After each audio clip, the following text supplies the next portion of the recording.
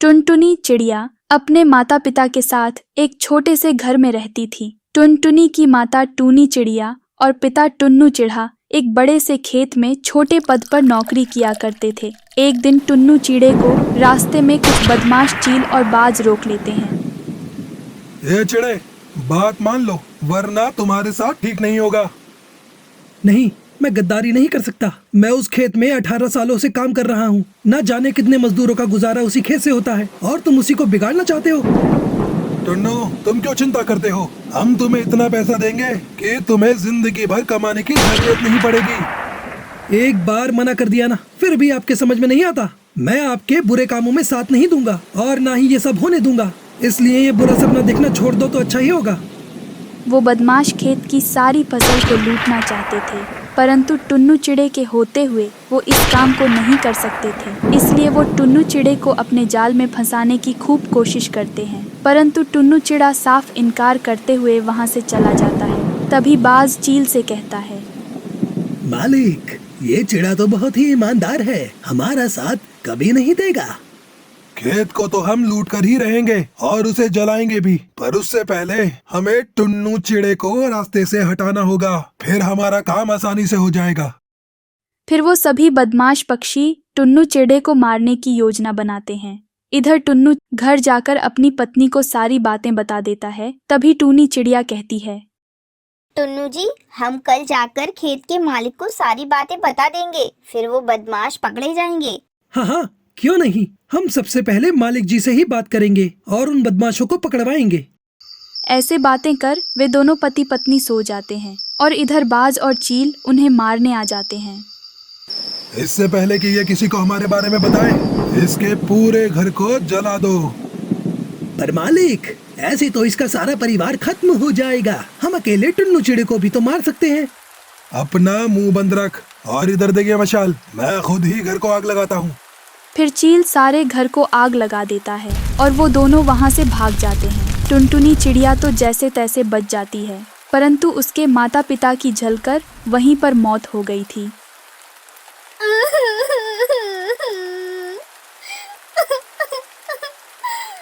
Mummy papa, आप मुझे छोड़कर नहीं जा सकते।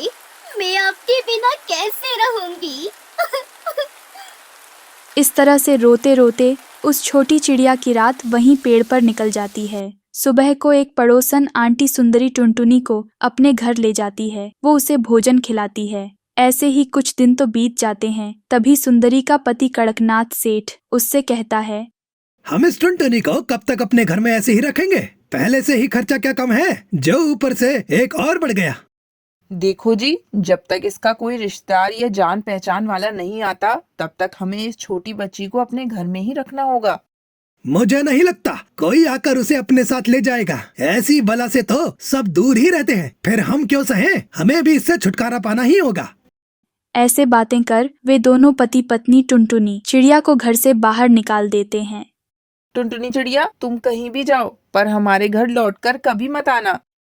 ये कहकर वो दोनों दरवाजा बंद कर लेते हैं। टुनटुनी चिड़िया तो बहुत रो रही थी कि अब वो कहाँ जाए। ना तो वो किसी को जानती थी और ना ही उसके पास अपना घर था। मम्मी पापा, आप मुझे अकेला छोड़कर क्यों चले गए? अब मैं कहाँ जाऊंगी? हमारा घर भी पूरा जल गया है। उस रात टुनटुनी चिड़िया को समझ में आ गया था कि वो अब अनाथ है। उसका इस दुनिया में कोई नहीं है। अगर थोड़ा भोजन मिल जाता तो मेरी भूख शांत हो जाती और मैं यही पेड़ के नीचे सो जाती। वो ऐसा सोच ही रही थी कि तभी उसे एक बड़े कचरे के ढेर में कुछ भोजन दिखाई देता है और वो कचरे से भोजन निकालकर खाने लगती है। वो भोजन खा ही रही थी कि तभी जोर से बारिश भी होने लगती है। अरे बाप रे, भोजन तो बारिश में भीग रहा है। मुझे जल्दी ही बारिश से बचना होगा। बारिश तेज होने लगती है। ऐसे में टुनटुनी चिड़िया कहाँ जाती। वो रात भर वहीं एक पेड़ के नीचे बैठी रहती है, परंतु बारिश तो अभी भी रुकने का नाम नहीं ले रही थी। तभी वहीं दूसरे पेड़ पर बैठे दोनों दोस्त आपस में बातें कर रहे थे। बस ये बारिश बंद हो जाए, फिर खेत से सारी फसल चुरा लेंगे और उन्हें बेचकर अमीर पक्षी बन जाएंगे। हाँ मालिक जी, मैंने देखा है, बहुत महंगी महंगी फसल है इस खेत में। तभी टुनटुनी चिड़िया उनकी सारी बातें सुन लेती है और उन दोनों का पीछा करती है। चलो चलो जल्दी से करो, जब तक कालू मालिक होश में आए तब तक फसल चुरा लो और फिर खेत को आग लगा दो। अरे बाप रे, ये चोर तो खेत की फसल चुराने आए हैं। मुझे जल्दी ही किसी को बताना होगा, वरना ये चोर सब लेकर भाग जाएंगे। ऐसे सोचकर टुनटुनी चिड़िया मालिक कालू कौवे के पास जाती है और उसे जगाने की लाख कोशिशें करती है। कालू भैया, अरे ओ कालू भैया, आंखें खोलिए और देखें, चोर चोरी कर रहे हैं, वो सारी फसल ले जा रहे हैं। इतने में कालू कौवे की आंख खुलती है और वो जोर से हड़बड़ाकर उठता है।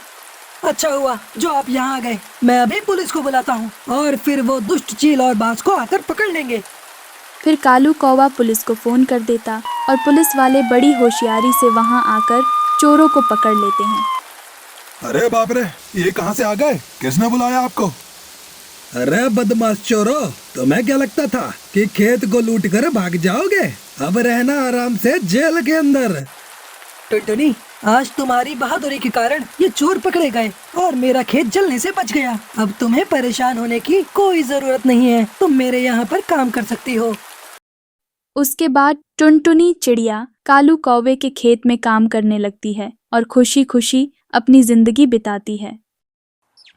ऊंचे पहाड़ों के बीच बसे एक शांत जंगल में भूरी नाम की एक गाय रहती थी। भूरी जंगल के सभी पक्षियों में अपनी दया और सहानुभूति के लिए पहचानी जाती थी। वो अक्सर जरूरतमंद जानवरों की मदद करती थी, चाहे भोजन खोजना हो, मदद करना हो या बस उनकी बात सुनना हो। एक दिन जब भूरी तालाब के पास चल रही थी तो उसने पास की झाड़ियों से हल्की हल्की सिसकने की आवाज सुनी। उसने उस आवाज का पीछा किया और टुनटुनी नाम की एक छोटी कांपती हुई चिड़िया को देखा।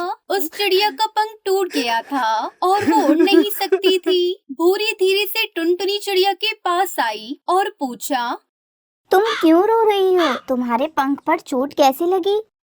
मैं कल रात तूफान में अपने घोंसले से गिर गई। मुझे नहीं पता कि वापस कैसे जाऊं और मैं अपने घायल पंख के साथ उड़ भी नहीं सकती। मैं डरी हुई हूँ और बिल्कुल अकेली हूँ। भूरी का दिल उस छोटी सी चिड़िया पर आ गया। उसने बिना कुछ सोचे समझे उसकी मदद करने का फैसला किया। उसने सावधानी से टुनटुनी चिड़िया को अपनी पीठ पर उठाया और कहा, चिंता मत करो मेरी प्यारी दोस्त, मैं तुम्हारी देखभाल करूंगी। अब तुम सुरक्षित और स्वस्थ हो।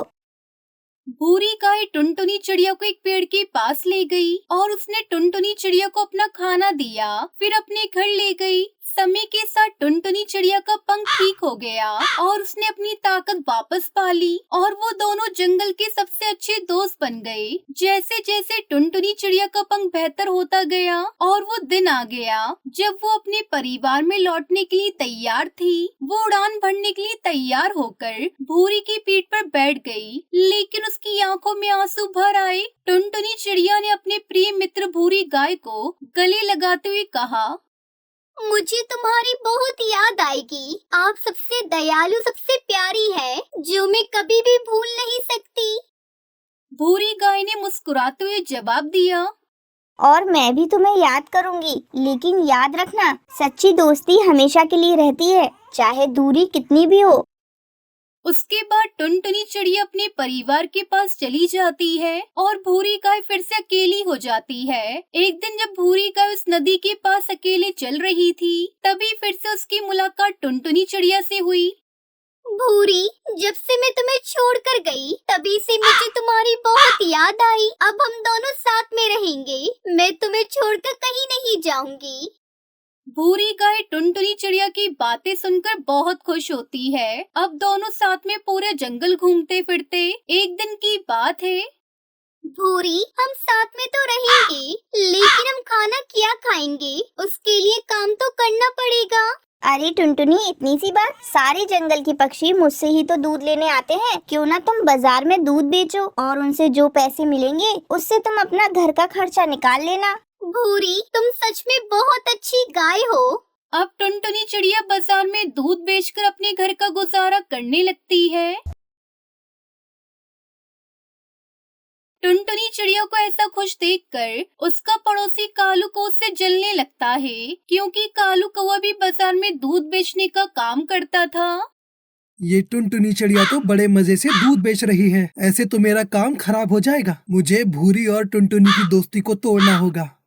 एक दिन कालू कौवा भूरी गाय के पास जाता है और उससे कहता है, अरे भूरी, ये टुनटुनी बहुत चालाक है। देखो, पहले तो तुम्हें छोड़कर अपने परिवार के पास चली गई, और जब उसने देखा कि वो कहाँ से खाएगी तो तुम्हारे पास आ गई। इस टुनटुनी से बचकर रहना, तुम तो हो ही सीधी सादी सी, इसलिए ये टुनटुनी तुम्हारा फायदा उठा रही है। कालू, ऐसा नहीं है। टुनटुनी और मैं बहुत अच्छे दोस्त हैं। हम एक दूसरे को कभी धोखा नहीं देंगे। अब तुम जाओ यहाँ से। फिर भी भूरी, गौर करना मेरी बातों पर।